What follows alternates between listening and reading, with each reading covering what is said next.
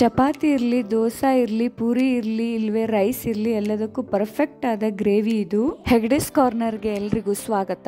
ನಾನಿವತ್ತು ತುಂಬಾ ಸಿಂಪಲ್ ಆಗಿ ಪಟ್ ಅಂತ ಮಾಡಬಹುದಾದ ಒಂದು ಹೆಸರು ಕಾಳಿನ ಬಾಜಿನ ನಿಮ್ ಜೊತೆ ಶೇರ್ ಮಾಡ್ಕೊಳ್ಳೋಣ ಅಂತ ಅಂದ್ಕೊಂಡಿದ್ದೀನಿ.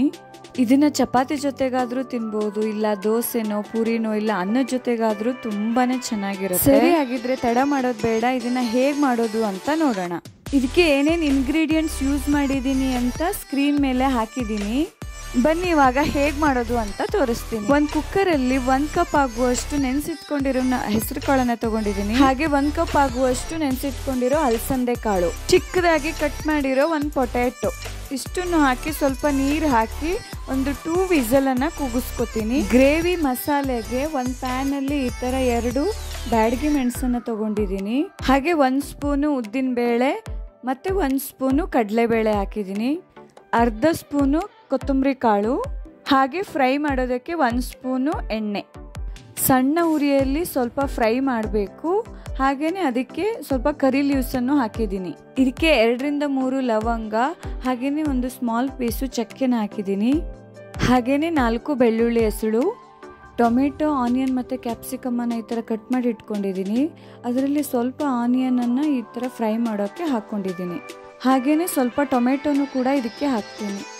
ಸ್ವಲ್ಪ ಫ್ರೈ ಮಾಡಿ ಗ್ಯಾಸ್ ಆಫ್ ಮಾಡಿದ್ರೆ ಆಯಿತು. ಇವಾಗ ಮಿಕ್ಸಿ ಜಾರ್ಗೆ ಒಂದು ಅರ್ಧ ಕಪ್ ಆಗುವಷ್ಟು ತೆಂಗಿನ ತುರಿನ ಹಾಕ್ಕೊಂಡಿದ್ದೀನಿ. ಆಮೇಲೆ ಆ ಫ್ರೈ ಮಾಡಿ ಇಟ್ಕೊಂಡಿರೋ ಮಸಾಲೆನ ಇದಕ್ಕೆ ಹಾಕ್ಕೊಂಡು ರುಬ್ಕೊಂಡಿದ್ದೀನಿ. ಇವಾಗ ಬೇಯಿಸ್ಕೊಂಡಿರೋ ಕಾಳಲ್ಲಿ ಒಂದು 2 ಸ್ಪೂನ್ ಆಗುವಷ್ಟು ಕಾಳನ್ನು ತೆಗೆದುಬಿಟ್ಟು ರುಬ್ಬಿರೋ ಮಸಾಲೆ ಜೊತೆ ಸೇರಿಸಿ ಮತ್ತೊಮ್ಮೆ ರುಬ್ಕೊತೀನಿ.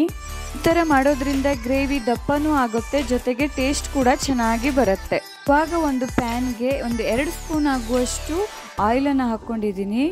ಆಯಿಲು ಬಿಸಿಯಾಗಿದ್ದ ತಕ್ಷಣ ಒಗ್ಗರಣೆಗೆ ಸಾಸಿವೆ ಮತ್ತು ಜೀರಿಗೆ ಹಾಕಿದ್ದೀನಿ. ಸಾಸಿವೆ ಚಟಪಟ ಅಂದಿದ ತಕ್ಷಣ ಸ್ವಲ್ಪ ಕರಿ ಲೀವ್ಸ್ ಹಾಕಿದ್ದೀನಿ. ಹಾಗೆಯೇ ಅರಿಶಿನ ಕೂಡ ಹಾಕಿದ್ದೀನಿ. ಇವಾಗ ಕಟ್ ಮಾಡ್ಕೊಂಡಿರೋ ಆನಿಯನ್ನು, ಟೊಮೆಟೊ ಮತ್ತು ಕ್ಯಾಪ್ಸಿಕಮನ್ನು ಹಾಕಿ ಚೆನ್ನಾಗಿ ಫ್ರೈ ಮಾಡಬೇಕು. ಹಾಗೆ ಉಪ್ಪನ್ನು ಹಾಕಿ ಮುಚ್ಚಳ ಮುಚ್ಚಿ ಒಂದು 5 ನಿಮಿಷ ಹಾಗೆ ಅದು ಬೇಯೋದಕ್ಕೆ ಬಿಡಬೇಕು. ಇವಾಗ ಬೆಂದಿದೆ, ಅದಕ್ಕೆ ನಾನು ರುಬ್ಕೊಂಡಿರೋ ಮಸಾಲೆನ ಹಾಕಿ ಮತ್ತೆ ಕುಕ್ ಮಾಡ್ತೀನಿ. ಆಮೇಲೆ ಬೇಯಿಸಿಟ್ಕೊಂಡಿರೋ ಕಾಳುಗಳನ್ನು ಅದಕ್ಕೆ ಸೇರಿಸ್ಬೇಕು. ಕನ್ಸಿಸ್ಟೆನ್ಸಿ ನೋಡಿಕೊಂಡು ಬೇಕಿದ್ರೆ ಸ್ವಲ್ಪ ನೀರನ್ನು ಆ್ಯಡ್ ಮಾಡ್ಬೋದು. ಹಾಗೆಯೇ 1 ಸ್ಪೂನ್ ಆಗುವಷ್ಟು ಬೆಲ್ಲನ ಹಾಕ್ತೀನಿ. ಕಟ್ ಮಾಡಿ ಇಟ್ಕೊಂಡಿರೋ ಕೊತ್ತಂಬರಿ ಸೊಪ್ಪನ್ನು ಹಾಕಿ ಒಂದು 5 ನಿಮಿಷ ಹಾಗೆಯೇ ಚೆನ್ನಾಗಿ ಕುದಿಸಿದ್ರೆ ತುಂಬಾ ರುಚಿಯಾದ ಹೆಸರುಕಾಳು ಬಾಜಿ ರೆಡಿ ಆಗುತ್ತೆ. ದೋಸೆ, ಅನ್ನ, ಪೂರಿ ಅಥವಾ ಚಪಾತಿ ಜೊತೆ ಸರ್ವ್ ಮಾಡ್ಬೋದು. ನೀವು ಕೂಡ ಟ್ರೈ ಮಾಡಿ. Okay, bye. Signing off to Hegde's corner.